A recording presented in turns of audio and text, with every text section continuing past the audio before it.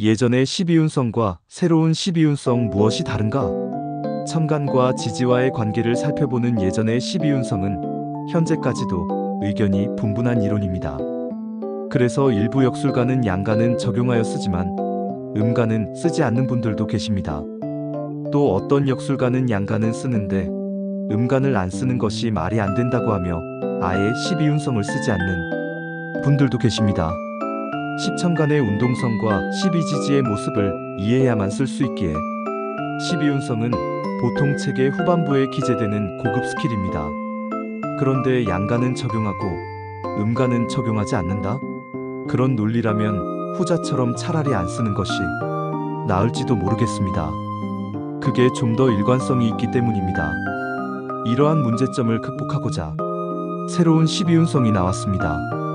그 차이점을 함께 고민해보는 시간이었으면 좋겠습니다. 첫째, 오행 중심이냐 음양 오행 중심이냐? 예전의 12운성은 오행을 기준으로 12운성이 정해집니다. 양간인 간목이나 음간인 을목을 음양에 상관없이 봄에는 목이 왕하다는 오행의 왕상유수를 적용하여 본 것입니다. 그러니 양간인 간목과 음간인 을목은 인월과 묘월에서 걸록과 제왕이 됩니다. 간목이건 을목이건 목이니 봄에는 왕하다는 것을 실천한 것입니다. 또한 목은 가을에 약하다는 것을 주장하니 신월, 6월에 간목은 절지, 태지가 되고 을목은 태지, 절지가 됩니다. 새로운 12운성은 음양오행을 기준으로 12운성이 정해집니다. 목을 양간인 간목과 음간이 을목으로 나누었고 음양이 반대인 것에 따라서 을목은 간목과는 반대의 12운성을 가게 됩니다. 봄철의 인월, 묘월의 간목이 걸록, 제왕일 때 을목은 절지, 태지가 됩니다. 반면 가을철의 신월과 6월의 간목이 절지, 태지일 때 을목은 건록, 제왕이 됩니다. 양간인 간목이 드러난 모습으로 봄철에 상승하는 기운이라면 음간인 을목은 가을철에 감추어진 모습으로 하강하는 기운이며 목운동을 마무리합니다. 시작이 있다면 끝도 있기 마련입니다. 단지 음간인이 보이지 않을 뿐 작용됨에는 변함이 없습니다. 둘째, 음생양사, 음극즉양생의 차이. 예전의 12운성은 음생양사, 양생음사를 기본으로 구성되었습니다. 음이 죽은 자리에 양이 태어나고 양이 태어난 자리에 음이 죽는다는 의미로 동양의 오래된 고전적인 이론이기도 합니다. 음이 죽으면 양이 태어나니 자연의 흐름을 디지털의 관점으로 본 것입니다. 그래서 간목과 을목의 터닝포인트가 해월과 5월이 됩니다. 해월에 간목이 장생으로 태어나지만 을목은 사지로 죽고 5월에 을목이 장생으로 태어나면 간목이 사지로 죽는다고 설명하였습니다. 새로운 12운성은 음극즉양생, 양극즉음생을 기본으로 구성되었습니다. 음이 절정일 때 양이 비로소 가장 깊은 곳에서 태어나고 음이 절정에서 내려와 하강할 때 양은 점차 그 기운이 강해지면서 내려오는 음의 기운과 골든크로스를 이룬다는 이론입니다. 예를 들면 자월일 때 주역의 효를 보면 오음 일양의 모습으로 음이 절정일 때 깊고 깊은 곳에서 양이 하나 태어난 모습입니다. 또한 5월의 경우 오양 이름으로 양이 절정일 때 깊고 깊은 곳에서 음이 하나 태어난 모습입니다. 자연의 흐름을 음과 양의 기운이 섞여서 흐른다는 아날로그적인 관점으로 본 것입니다. 그래서 간목과 을목의 터닝포인트는 묘월과 6월이 됩니다. 이곳에서 간목과 을목이 가장 왕성한 제왕이거나 막 수정된 태지의 모습이 되기 때문입니다. 간목이 오화에서 사지이듯 을목은 자수에서 사지이니 좌우충의 모습으로 음양이 대척점을 구성하는 모습입니다. 3. 지지의 사계절을 어떻게 구분할 것인가? 새로운 12운성은 12지지의 모습을 그대로 따라가고 있습니다.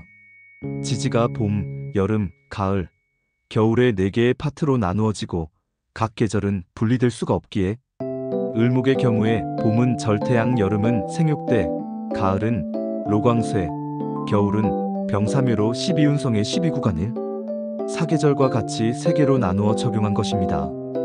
그래서 간목이건 을목이건 12운성을 호칭하는 것에는 차이가 없습니다. 그대로 절태양, 생육대, 로광쇠, 병사묘로 사계절처럼 4개의 파트로 나누어서 부르면 됩니다. 그러나 예전의 12운성은 좀 독특합니다. 양간인 간목은 봄에 로광쇠, 여름에 병사묘, 가을에 절태양, 겨울에 생육대로 사계절을 12운성의 3개의 파트로 나누어 적용한 것은 같습니다. 그런데 음간인 을목의 호칭은 다소 다릅니다.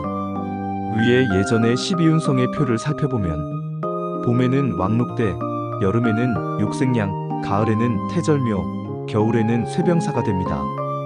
간목과 다르니 외우는 어려움이 있는 모습입니다. 사계절의 기반 아래 12운성이 생겨난 것인데 음간의 12운성을 맞추기 위해 계절이 틀어진 모습이니 꼬리가 본체를 흔든다는 웩도독의 모습이 나오니 이를 해명해야 할 것입니다. 태어난 시에 대한 경계시의 논란은 자연을 디지털로 볼 것인가 아날로그로 볼 것인가의 문제입니다. 새벽 3시 29분에 태어난 사람은 만세력을 돌리면 축시인 1시 30분에서 3시 29분으로 나옵니다. 1분이 모자라서 아직 인시가 되지 않았기 때문입니다. 예전 12운성의 관점에서는 축이 죽어야 인이 태어나기 때문에 축시로 보면서 감명하는 게 맞습니다.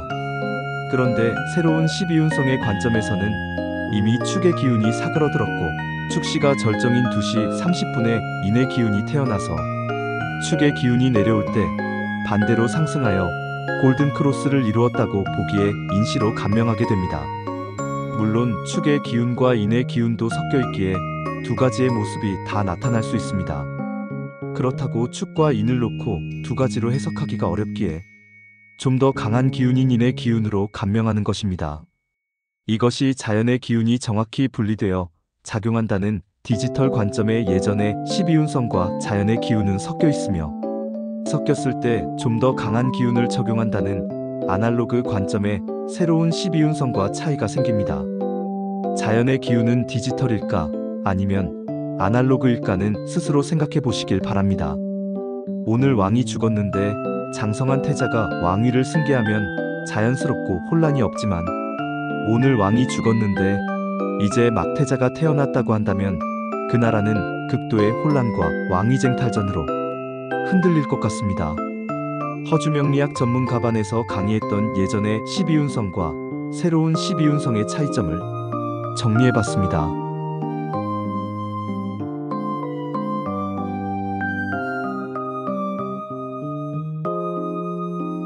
구독과 좋아요는 명리 영상을 제작하는 데 큰 힘이 됩니다.